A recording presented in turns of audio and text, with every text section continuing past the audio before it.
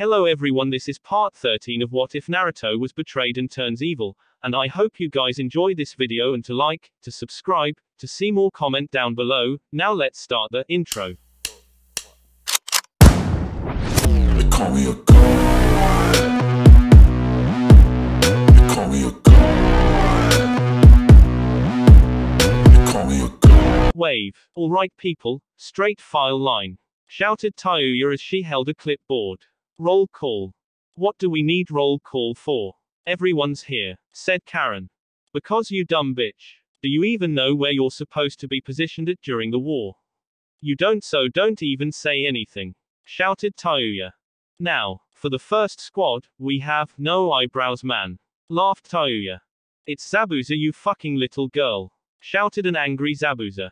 Yeah, get that stick from up your ass, chuckled Tayuya as she looked back down onto the list. Alright, the people that's on the faggots team is Haku, Pakura, and Anko, said Tayuya. How does he get to be leader? Complained Anko as she pointed a finger at Zabuza. Because he won't play on the battlefield, unlike you, said Naruto, making Anko pout. Next, we got, Guren. Her squad consists of, Mummy Man, Airbag, red-haired crazy bitch, Transformer Dude, and Kin, said Tayuya, referring to Dosu, Zaku, Karen, and Jugo. Let's not assign Tayuya-san with roll call anymore, said Kurama with a giggle. Next team's leader is Fuka. Wait, how the fuck is she my squad's leader? Tayuya shouted as she looked at the paper. Oh, maybe it's because I'm just better and more beautiful than you, said Fuka with a smirk, making Tayuya growl.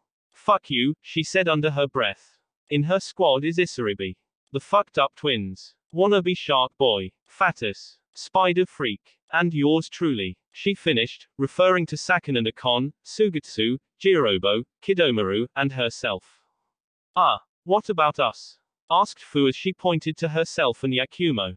I have a special task for you too, so you will be coming with me and Kurama-chan for the mission, said Naruto.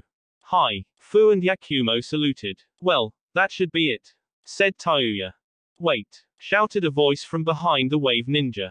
Coming up to them was Konan and Hanabi. Konan-san, Hanabi-chan, what are you doing here? Asked Anko, being friends with both of them. We wish to fight, said Konan. I feel that since I was once a part of the Akatsuki, then I must stop what they wish to achieve. And I want to prove that I can fight too, shouted Hanabi. Naruto appeared in front of her, scaring the shit out of her. Are you sure? Asked Naruto as he got into Hanabi's face, creeping her out. You will have to kill. You will see things you will wish you hadn't. Can you handle such things? Why yes, she stuttered, sounding like her older sister. Said Naruto as he looked in her eyes. He smirked a devious smile, making her worried for a while. You can come. I have something special for you, he said, making her even more scared. He wrapped his tail around her, making her squeal as she was lifted from the ground. You shall be with Zabuza-san's squad, Naruto said to Konan. She nodded her head to him and got with Zabuza's group. Since we are in a war, we need something that can represent ourselves, said Kurama as she sent Yokai into a seal on her arm. In a puff of smoke, a box was in front of her, full of headbands. She picked one up and showed it to them all. Within the metal was engraved the kanji for wave, and the straps on that tied around their foreheads were black. These look good, said Kin as she got hers. They all agreed and put the headbands on their favorited places on their bodies. It's been a while, said Naruto as he looked down at the headband, since I had one of these. Yes, it feels weird to have one on for so long, but I am glad. We get to represent our new home by wearing these, said Guren as she put on the headband on her arm. Once everyone had on the headbands, the wind picked up around them, lifting them in the air. As of now, the war has started is about to. Either way, when we do get to the battlefield, it will have started. Remember your training, and don't show mercy, said Naruto. The wind picked up even more, and soon, they were off, ready to fight in the war of the century. Time skip land of hot water. Fighting in the mist was one Hitaki Kakashi. He, the leader of 3rd Division, was fighting along the newly arrived Surprise Attack Division, led by Kankuro. They came in just in time to save them, but seemed to be in a disadvantage because of the mist, made by one of the swordsmen he was facing. Damn, muttered Kakashi as he got a cut on his side. He was sure he got it from one of the 7 swordsmen. He was glad that some of them didn't have their swords, but they were all still very strong. The mist also put him in a major disadvantage, even with his Sharingan out. He needed to find a way to get rid of mist. Reminds me of a certain time, thought Kakashi as he thought back to the time he and Team 7 faced against Zabuza and Haku in Wave Fuyuton, uphill wind current. Shouted a voice in the air. Suddenly, all of the mist was lifted upwards in the air, returning eyesight to the ninja on the ground. YOOOSSSHH. Finally, whoever removed the mist is very youthful. Shouted Guy, glad that the mist was gone. But who did it? Asked Mito. I have an idea, said Kakashi, knowing only one person who knew that move. He looked up in the air to see many ninja floating in the air. Naruto. The Hatake, said Naruto, making Kakashi sweat drop. He still referred to him as that. Seems you need some help. Yes please, said Kakashi. Zabuza, Haku, Konan, Pakura, and Anko dropped to the ground, ready to fight. Been a while, eh, Kakashi? Said Zabuza. Zabuza, it really has. Thanks for coming to our rescue, said Kakashi. No matter. Plus, I have a score to settle with these clowns, said Zabuza, grabbing hold of his Kubakiriboko. Anko-chan, asked Kushina, looking at the snake mistress. Hey there, Kushina-sensei, said Anko with a peace sign. Sorry, but I can't talk with Ya right now, but I will once we beat these zombies, she said as snakes started to come from her sleeves. Naruto brought Hanabi close to his face, since she was still trapped in his tails. You fight here, said Naruto as he pointed down to the battlefield beneath them. Said Hanabi as she looked down to the ground. Don't you want to give me an easier battle to join? She said as she laughed awkwardly, scratching the back of her head. Naruto, apparently, didn't find anything funny. You shall fight with my power. What do you mean? Asked Hanabi. She wasn't ready when Naruto used one of his sharp claws and poked her forehead. Well, he said as he dropped Hanabi to the ground. Wyatt, she said as she descended towards the ground. She was scared. This was a very long drop. What would happen if she didn't land on her feet? Or if the enemy stabbed her with one of those dangerous-looking swords? She didn't want to die early. I'm going to die. Wait a second, she said as she looked around, noticing that she was already on the ground. Everyone was looking on at her in shock. What? She asked. Look at yourself, said Haku as she pointed at Hanabi. Hanabi did what she was told and noticed that she was covered in a six-tailed cloak of yokai. Have fun, said Naruto as he and the rest flew off to the other battlefields. Hanabi looked at her hands to see they were now claws. Her Byakugan felt enhanced. She felt so strong. WRRRAAAAARRRR. She screamed out, sending shockwaves through the ground. Everyone felt fear of the 12-year-old demon chakra-enhanced girl. I'm glad we have her on our side, said Sakura. So what's the plan? You do know more about the enemy than we do, said Kakashi. Wave ninjas will be the main attack. I want you and your most experienced ninja to be the support and follow our movements, gaining more hits on the enemy. The others shall protect the sealers, explained Zabuza. All right, we got it, said Kakashi, agreeing with his plan. Pakura-sensei, asked Maki, one of the sealers. Hey, Maki-san, you've gotten bigger, said Pakura with a smile. I'm going to need you to focus in this battle, all right? You are a big factor to the way how this battle will end. Hi, said Maki. They're coming, shouted Lee, getting in a defensive stance.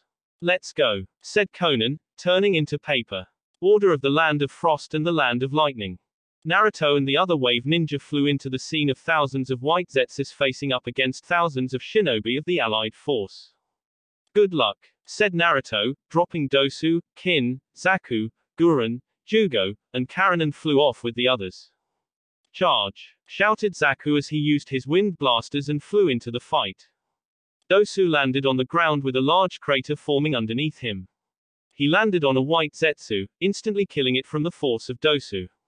My vibrations add strength to my blows. It would be wise to avoid me, he said and rushed forward into the battle. Gin was already launching Senbon at the White Zetsu, using her deadly accuracy while sending wind chakra into her Senbon, making them kill on contact.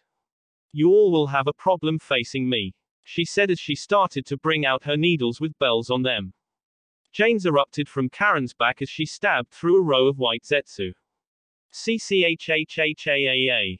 Die die die, she shouted as she went through all of the White Zetsu in her way.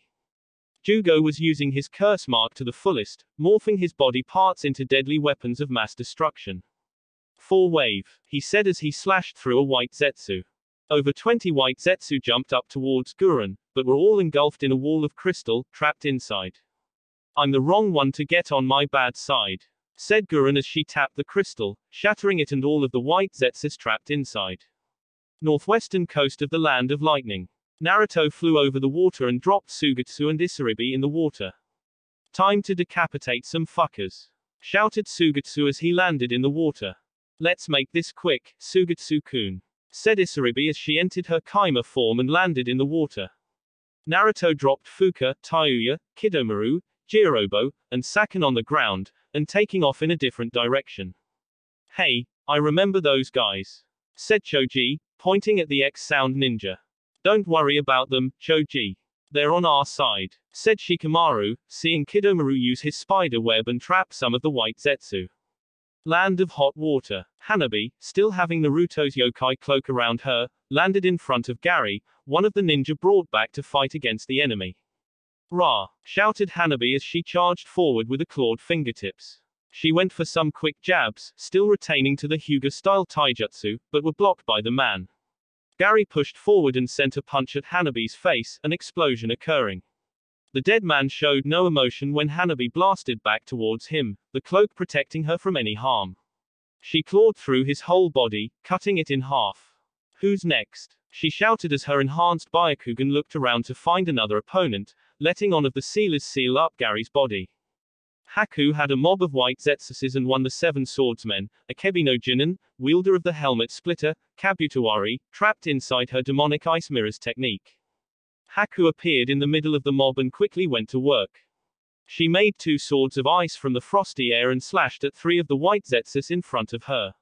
She blocked an attempt of one of Zetsu's punches, and slashed off its head. Certain kill ice spears, said Haku with one-handed hand signs. Pillars of ice came from every mirror, planting themselves into the ground, and impaling anything in its way. All of the White Zetsus were dead, only leaving one of other person in the icy fortress with Haku. Akebino dodged every one of the ice pillars and was headed his way towards Haku, his helmet splitter in hand. He jumped up and brought the axe down on Haku, Haku using her 2 ice blades to defend herself. Ugh, for such a little person, he really is strong, thought Haku as she struggled for dominance. Akebino brought down the hammer, smashing it against his axe, and also breaking through Haku's blades. She had to substitute with some nearby ice on the ground to avoid being killed. Fighting head-on isn't something I need to do, said Haku as she slid back. She looked at the ice pillars around her and got an idea. Akebino jumped out the way when Haku was sliding down one of the fallen ice pillars with new ice blades in her hand. Before he could attack again, Haku jumped back into one of her ice mirrors. Akebino ran up to the ice mirror and was about to smash it, along with Haku, but with her superior inhuman speed, flew right out of it before he could break it. Already in motion of destroying the mirror, he couldn't dodge Haku's kick to his head, making him fly back and hit one of the ice mirrors. Time to end this, said Haku as she ran up to the fallen zombie man. Akebino dropped the axe on the ground with tremendous force, causing earth spikes to come from the ground. Haku danced through the dangerous spikes and made her way to Akebino. Haku grabbed the little man by the throat, and froze his right arm before could make any more slash attempts with his sword. Bye, she said as she broke the arm, freeing the sword, and throwing Akebino inside the mirror. Frozen image ceiling, said Haku as she concentrated on keeping Akebino in the mirror. Said man was trying to get out of his captivate, but Haku proved to be stronger and the ice mirror gained a blue hue around it, Haku's chakra surrounding. Akebino's movements were getting slower and slower, until he wasn't moving at all, frozen inside the mirror dimension. Forgive me, said Haku as she punched the mirror. Nothing happened for a couple of seconds, but then the mirror broke into a million pieces, Akebino's image being broken along with the glass. Conan, in her paper angel form, was dodging Kuriorare Kushimaru's attempts of impaling her with his sewing needle, the Nuibari. Conan sent paper airplanes with sharp tips towards the man, but Kushimaru was using his agility and flexibility to dodge every move Conan sent towards him. Conan flew down right in front of Kushimaru, dodging one of his impaling attempts with his long sword, and grabbed both of his shoulders. The wings on her back instantly turned into vicious claws that ripped Kuriorare's arms off, his sword falling to the ground. She covered his body in paper, properly securing the trapped body inside. "I need a sealer over here," shouted Conan, holding the struggling dead man still so he could be sealed up. Pakura and Anko dodged a swing that Munashi Jinpachi swung with his sword, Shibuki, the spatter. Munashi slammed his sword to the ground and activated the paper bombs, causing them to exploding, making a smoke cover. "Stay on guard," said Anko as she grabbed kunai in her hands, standing back to back with Pakura. "Hi, if you sense anything, just tell me," said Pakura, trying to gaze through the cloud of smoke. The two sensed a presences above them, and moved away just in time to dodge Munashi dropping down on the spot they were once in, his sword leaving a crater in the ground. "Kaiten, dragon fire," shouted Anko as she sent a massive stream of flames towards the dead swordsman, encasing him a hell of flames. Pakura ran through the flames, not being affected by the fire, and used one of her flaming or the HBS and into Munashi's head. "Maki-chan, now," shouted Pakura. The woman nodded her head and opened up her master sealing scroll around Munashi, sealing him up. Zabuza slashed at Tsukazan Fubuki, former wielder of the Samehada, trying to cut him at the waist. The overly sized man proved to be quick on his feet as he jumped back while sending a barrage of senbon from his hair. Kakashi jumped in front of Zabuza, running through hand signs. "Sutan, water wall," he said as water surrounded the two, protecting them from the senbon assault. "Thanks, Hitaki," said Zabuza as he got his sword ready to fight again. Tsukazan wasn't ready for Guy, who appeared behind him and kicked him downwards, back down to the earth. Hanabi caught Tsukazan with her chakra cloak's tails, constricting him. "I've got him," she shouted to them. "Here I am," shouted back one of the sealers as they started to seal up Tsukazan's body. "We only have a couple more," said Kakashi as he took deep breaths, looking at Ringo Amariuri, former swordswoman of the Kiba swords, and Hazuki Manjutsu, master of all 7 blades. Along with them was a large group of white Zetsu. "We can go through them all. I have all day," said Zabuza as he placed his sword in front of him. Northern coast of Kumo. Naruto was flying with Yakumo, Fu, and Kurama in his tails, the clouds evaporating as the chakra that surrounded them was too hot for them. "You never told us where we were going, Naruto-kun," said Fu, getting a glare from Kurama cause of how she added the kun to Naruto's name. "We are getting an extra helping hand," said Naruto as he started to descend, now in cloud cover. "A helping hand? From where?" asked Yakumo. "They made it from out the clouds to see an large island in the middle of the ocean." "What place is that?" asked Fu. "A secret turtle that looks like an island," said Naruto. "That's an turtle. The thing is huge," shouted an amazed Yakumo. "Refrain from yelling in my ear," said Naruto as he tightened his grip around Yakumo, making her sequel at the sudden constriction. All right. Who's there that we are going to pick up?" asked Yakumo. "The last Jinchuriki," said Kurama, voicing out the answer. "You plan on getting him, huh?" said Kurama with a smirk as she looked at Naruto. "Yes. The war is about protecting him, but I feel that he should fight. If we are out there risking our lives to protect the world, then so should he. He shouldn't be lounging about," said Naruto. Red chakra surrounded the group as they started to descend towards the island. "Well, how do you plan on entering the island?" asked Fu, kinda worried that Naruto started to go faster. "You plan on breaking in, don't you?" said Kurama with a smirk. "Oh, Naruto-kun, you such a bad boy. Such a turn-on," said Kurama. "I don't need you getting wet right now," Naruto said with a monotone voice, Kurama blushing at what he said. "Once we get in, we fight the guards, and grab the Jinchuriki." "Ah, are you sure this is safe?" asked Yakumo, seeing the barrier around the moving island. "The very solid barrier that is." "I shall break through," said Naruto as he got out both of his claws and put them on, ready to go through a couple of people if needed to.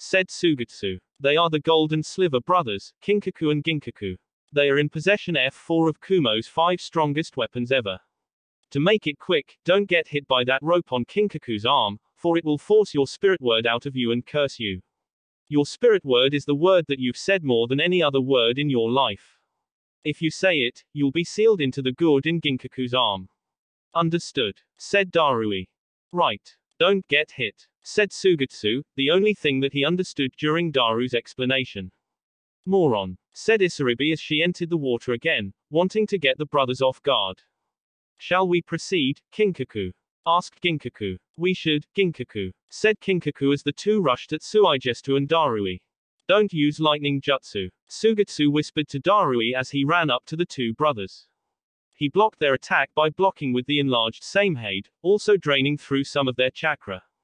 Get him, Ginkaku, shouted Kinkaku. Ginkaku nodded and jumped over Samehade and went to punch Suigestu. Darui appeared beside Suigestu and sliced off Ginkaku's arm, Kokenjo falling with it. Acting quickly, Sugetsu spun around and slapped Kokenjo to Kinkaku, hitting him in his stomach. Damn it, said Kinkaku as he stuttered back. Isaribi came from the water from under him and took Shichisaken from him and slashed at his visible spirit word. Curse them, Shichisaken, shouted Isaribi as she cut through his spirit word. Suigestu ran up to Kinkaku and took away Kinkaku's Benihisago. Record them, Benihisago, said Suigestu. The spirit word was absorbed in the gourd, making Kinkaku shake in fear. How did you two know what to say? Asked Darui as he jumped back from Ginkaku. We saw you fight up against them earlier from the water, said Isaribi. And you didn't help me earlier, said Darui as he shook his head. Wave ninja. Help me, Ginkaku, shouted Kinkaku. He was quickly sucked into the gourd, his spirit word being spoken. Aarrrrrrgghhh. Shouted Ginkaku as he transformed into a stage 2 Jinchuriki cloak of the 9 tails. What the hell is going on? Shouted Suigestu as he looked at Ginkaku. Is he a Jinchuriki? No, I don't know what's going on. Shouted a just as surprised Darui. There's only one thing we can do. Fight. Don't let him get to the others, said Isaribi as she entered the water. Darui-sama, said a random ninja of Daru's division. A message from HQ. They are sending the amber purification jar. That's good. It's better than anything we have here, said Darui. Please. We don't need any damn jar. Me and Isaribi-chan can take care of this want to be QB. I'll eat his remains, shouted Suigestu as he ran up to Ginkaku. Die, shouted Ginkaku as he sent his overly large tail towards Suigestu, only surprised when it went right through Suigestu. Isaribi jumped up from behind Ginkaku and ran through hand signs. Flying water needles, she said and sent a mass of needles to Ginkaku's body. Most of the needles bounced off Ginkaku's body, but Isaribi sent a major amount of chakra to the needles that were aimed at Ginkaku's head. Most of them went right through his head, creating a rather large hole on the back of his head to his forehead. Move, shouted Ginkaku, not even phased from the hole in his head. He used his tails to slap at Isaribi, but she flipped right over them and sent more needles into Ginkaku's eyes. Water gun. 2 guns, said Suigestu as he popped up behind Ginkaku and shot 2 bullets of water into both of Ginkaku's ears. Samehade latched onto Ginkaku, eating at his chakra.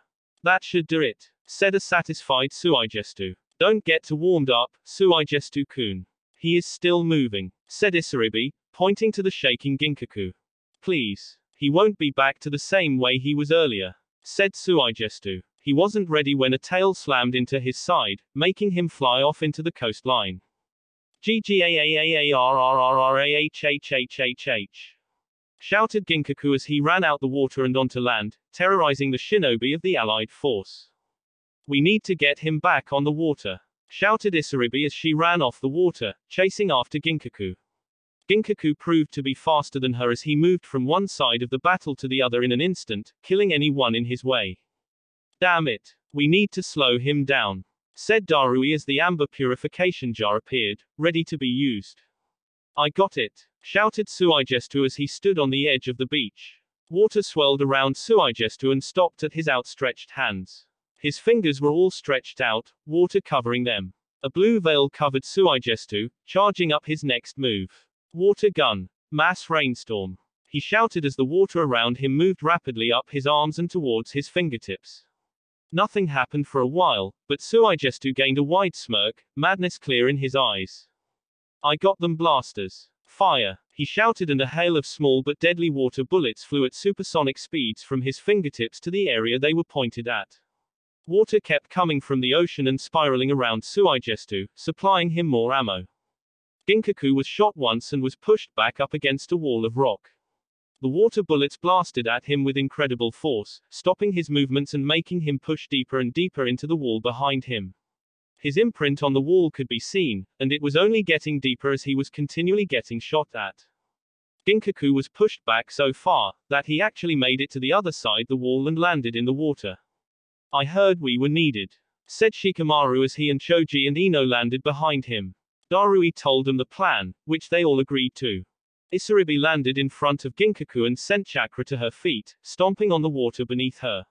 Sutan, rising water cutter. She yelled. A jet of water shot out and sliced through all of Ginkaku's tails, causing major damage to the dead man.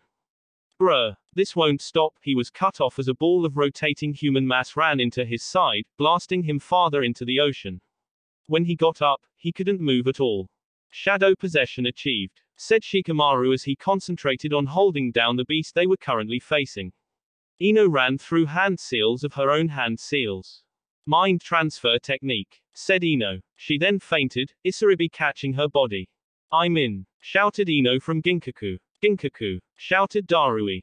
Yes, replied Ino as she started release her jutsu. Ginkaku's body was quickly sealed inside the amber purification jar, signifying their victory. Yes, said Darui. Finally over. It was a tough battle, right Sug? Isaribi cut herself off as she looked around. Where's Suigestu-kun? Ha.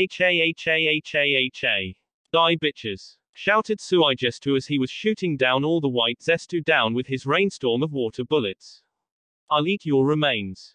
Secret Turtle Island. Naruto and Kurama was fighting their way through the ninjas that blocked them from finding the last Jinchuriki. One of their tails were intertwined while fighting, their taijutsu supporting each other. You could see the smiles on their faces as they fought off the shinobi together, actually having fun in their enemy's misery. Kurama jumped on Naruto's back and shot forward towards to approaching ninja. She kicked the first one, while trapping the other one in one of her own tails. She threw him to Naruto, in which he jumped over the man and slammed him down with his own tail. Naruto, using the tail that was tied with Kurama's, pulled Kurama towards him. She shot back to Naruto and Naruto moved his head back as her body flew past his, punching the man that was about to stab Naruto in his side.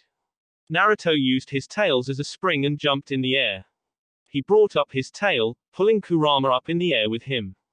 They both smirked at each other as they charged up the same move. Kaiten, Fox fire, they shouted, and a massive fireball with the head of a fox shot towards the ninja below. Naruto and Kurama slowly circled around in the same spot in the area, making sure to get any other ninja that were coming from their sides. That should do it, said Naruto as he cut off his technique, Kurama doing the same. They watched as the burnt ninja on the ground groaned in pain. We should do this more often, said Kurama as they landed back on the ground. Noted, said Naruto. The two walked towards the direction where they sensed the Jinchuriki's chakra. They made it to a waterfall with a land in the middle of the pond. Naruto was drawn to the sight, feeling as it was calling out to him. The Jinchuriki is behind the waterfall, said Kurama. She kept walking, but turned around when she noticed that Naruto wasn't following behind her. Something the matter? She asked. Go get the Jinchuriki without me. I'm going to stay here for a second, said Naruto as he sat down on the small speck of land that was in the middle of the pond. Kurama shrugged her shoulders and walked through the waterfall, wanting to get the Jinchuriki. She made it to the other side to see old ruins with pictures of her younger brother, Gyuki.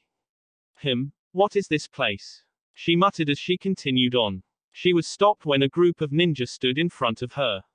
Halt. Don't step any further, shouted Iruka. Kurama played with him and took an extra step. What are you going to do? No, she asked with a laugh. Iruka growled at her, but then his eyes widened when he saw the 9 tails flowing behind her. You're the Kyuubi, muttered Iruka. In all her glory. You must know me from somewhere. She asked as she appeared in front of Iruka, making the whole group of shinobi jump. They didn't even see her move. No, said Iruka as he turned his head away from Kurama, making her smile spread on her face. Oh no, you know me from somewhere. I think I remember you actually, she said, lying through her teeth. Of course she didn't know the man. I mean, she remembers him from watching Naruto during his academy days, but other than that, she hasn't met this man a day in her long-ass life. I think it was when I came to Konoha 16 years ago, eh?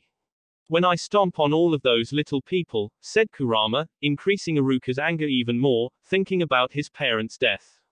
The other Konoha ninja present were also getting mad at what Kurama was saying. That's enough, Kurama, shouted a voice from behind the group. They all turned around to see B, standing firm. Little brother, said a happy Kurama as she reached out her arms. Come on, come to your big sister. Why are you here, Kurama? Shouted Gyuki. What? I can't see my little brother. If you give me a hug, then I'll tell you, she said as she walked closer to the demon-possessed Jinchuriki. When Kurama stopped right in front of Gyuki, he sighed and hugged Kurama. Now that's the little brother that I remember, said Kurama as she gave Gyuki a kiss on the cheek. Okay, you got what you wanted. Now tell me what you are doing here, he asked. I need you to come with me, said Kurama. Outside, Naruto was sitting down, facing the waterfall. His eyes were closed as if he were concentrating. He didn't know on what, but it felt right. So we finally meet, said a voice. Naruto looked up to see a silhouette from in the waterfall. Who are you? Asked Naruto as he got up, ready for anything. What do you mean? Said a voice that sounded similar. The figure came out the water to reveal Naruto himself. I'm you. Impossible. I am not making any kind of clone jutsu. You are fake, said Naruto with a glare. No, I am the true you. The you that lives in your heart. The you that comes to surface when you use your so-called wicked mode, said the dark Naruto. Do you have a name? Asked Naruto. Yeah, it's Naruto. He chuckled. Nor, you can just call me Wicked if you wish, said Wicked as he put an arm around Naruto. So how's life on the outside? Still hitting Kurama's fine ass, I see. He laughed out. When he didn't get a response, he looked at Naruto's glaring face. Oh, come on, I was just joking.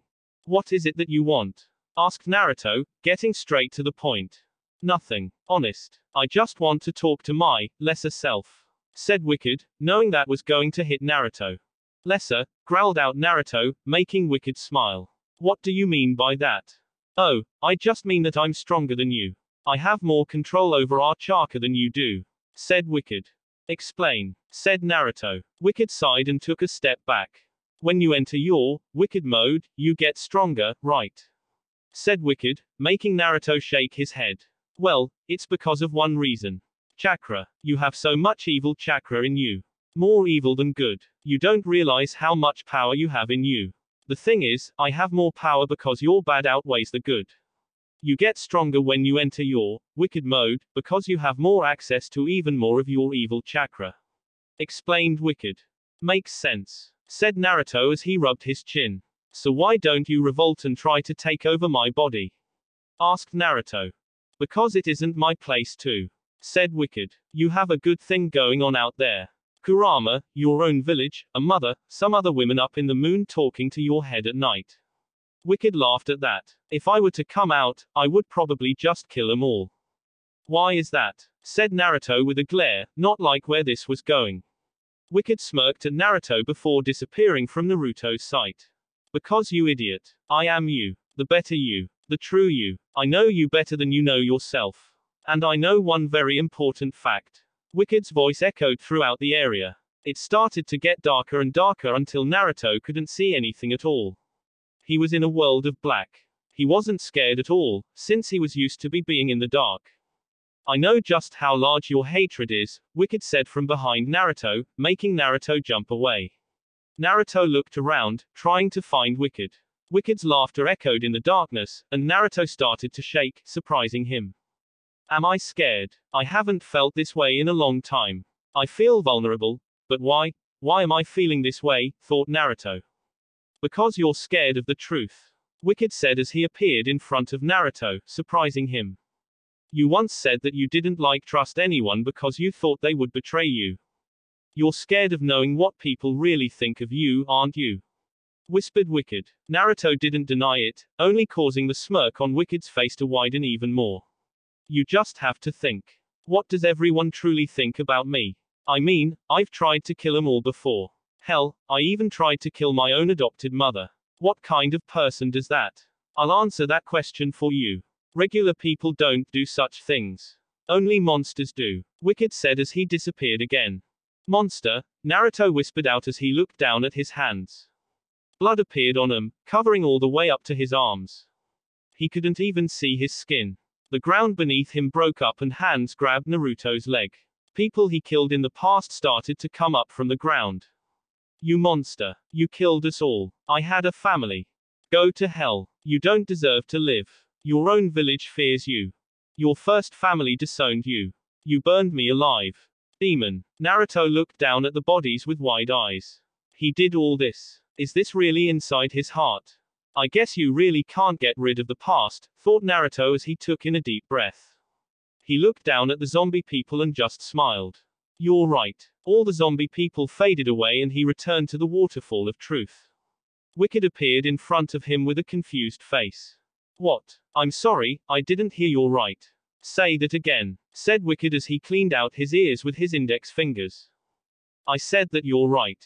I don't give my trust away easily, and I still have many things to work on when it comes to my emotions, but I do know that everyone supports me during my struggle.